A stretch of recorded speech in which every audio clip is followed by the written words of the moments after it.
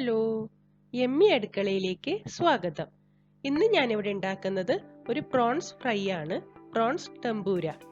സാധാരണ നമ്മൾ prawns fry ഉണ്ടാക്കുന്നതിനെക്കാട്ടിലും കുറച്ചും കൂടെ വ്യത്യസ്തമായിട്ടുള്ള ഒരു റെസിപ്പിയാണ്. ഇതെങ്ങനെയാണ് ഉണ്ടാക്കുന്നതെന്ന് നോക്കാം.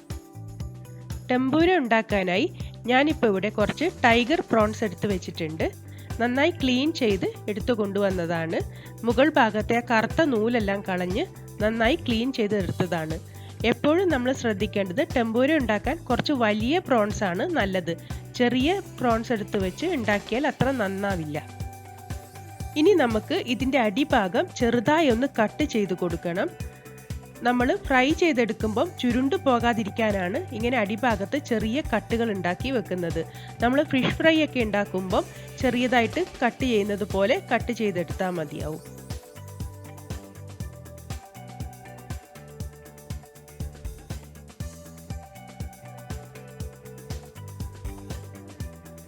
ഇപ്പോൾ ഇത് നല്ല സ്ട്രെയിറ്റ് ആയിട്ട് വന്നിട്ടുണ്ട്.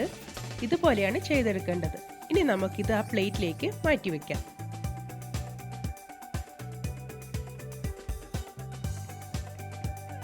ഇതുപോലെ തന്നെ എല്ലാ പ്രോൺസും അടിഭാഗം ഒന്ന് വരഞ്ഞെടുത്ത് നമുക്ക് മാറ്റി വെക്കാം.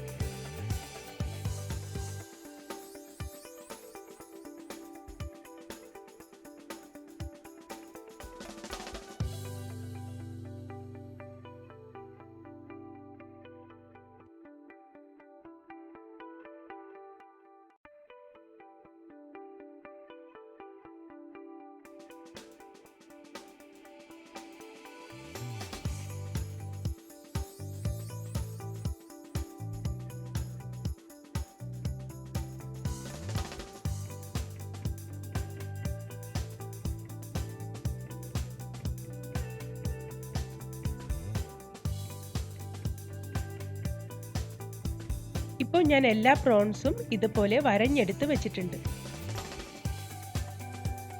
ഇനി നമുക്ക് മാരിനേഷൻ ചെയ്യാനുള്ള കൂട്ട് തയ്യാറാക്കാം. ഞാനിപ്പോൾ ഇവിടെ ഒരു ബൗളിലേക്ക് 1 ടീസ്പൂൺ ഇഞ്ചി വെളുത്തുള്ളി പേസ്റ്റ്, 1/2 ടീസ്പൂൺ മഞ്ഞൾപ്പൊടി, 2 ടീസ്പൂൺ മുളക് പൊടി, ആവശ്യത്തിന് ഉപ്പ്, 1 സ്പൂൺ ഓയിൽ. ഞാനിപ്പോൾ ഇവിടെ വെജിറ്റബിൾ ഓയിലാണ് എടുത്തിരിക്കുന്നത്. ഇതെല്ലാം കൂടി ഒന്ന് മിക്സ് ചെയ്തെടുക്കണം.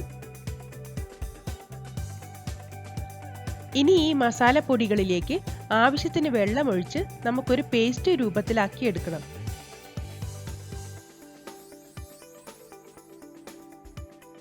ഇനി ഈ മസാല കൂട്ടിലേക്ക് നമ്മൾ വൃത്തിയാക്കി വെച്ചിരിക്കുന്ന പ്രോൺസ് ഇട്ട് നന്നായി മസാല പുരട്ടിയെടുക്കാം.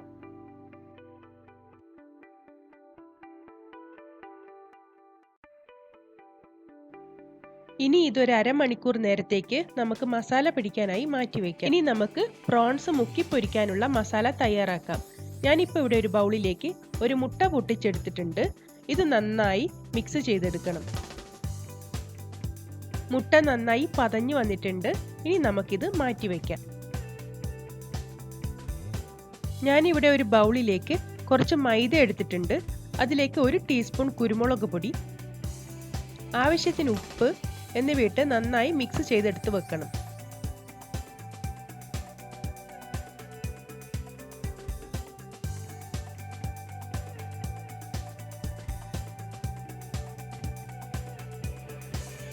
ഇനി നമുക്ക് ഫൈനൽ കോട്ടിങ്ങിന് ആവശ്യമായിട്ട് കുറച്ച് ബ്രെഡ് ക്രംസും വേണം. ഞാനിപ്പോൾ ഇവിടെ ഫൈനായിട്ടുള്ള പൗഡർ ആക്കാതെ കുറച്ച് ക്രഷ്ഡ് ആയിട്ടാണ് ബ്രെഡ് ക്രംസ് എടുത്തിട്ടുള്ളത്. ദാ ഇതുപോലെയാണ് എടുത്തിട്ടുള്ളത്. ഇനി മസാല പുരട്ടി വെച്ചിരിക്കുന്ന ഓരോ പ്രോൺസായി എടുത്ത് നമ്മൾ എടുത്തു വെച്ചിരിക്കുന്ന ഈ മൈദമാവ് കൂട്ടിലേക്കിട്ട് നന്നായി മിക്സ് ചെയ്തെടുക്കണം. പ്രോൺസിൻ്റെ എല്ലാ ഭാഗത്തേക്കും മാവ് എത്തണം.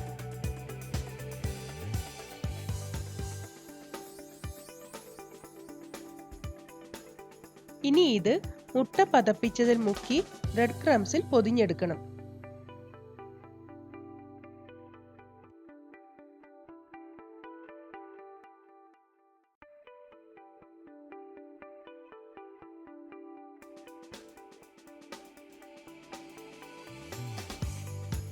ഇതുപോലെ എല്ലാ പ്രോൺസും നമുക്ക് ചെയ്തെടുക്കാം.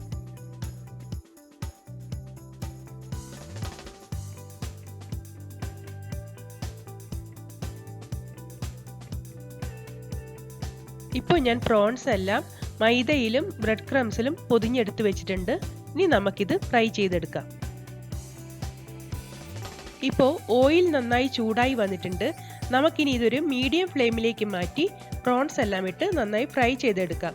ഒരിക്കലും തീ കൂട്ടി വെക്കാൻ പാടില്ല. എപ്പോഴും ലോ ടു മീഡിയം ഫ്ലെയിമിലിട്ട് വേണം ഫ്രൈ ചെയ്തെടുക്കാൻ. ഇല്ലെങ്കിൽ ഉൾഭാഗം വേവാതെയും പുറംഭാഗം വേഗം കരിഞ്ഞും പോവും.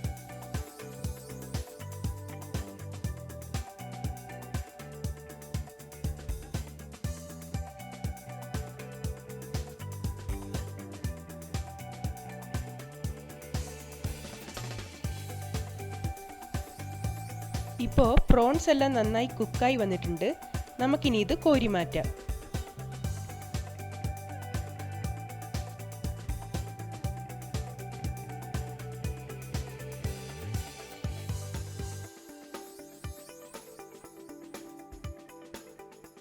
വളരെ ടേസ്റ്റി ആയിട്ടുള്ള പ്രോൺസ് ടെമ്പൂര തയ്യാറായിട്ടുണ്ട്. നിങ്ങൾ എല്ലാവരും ഒന്ന് ട്രൈ ചെയ്ത് നോക്കുക.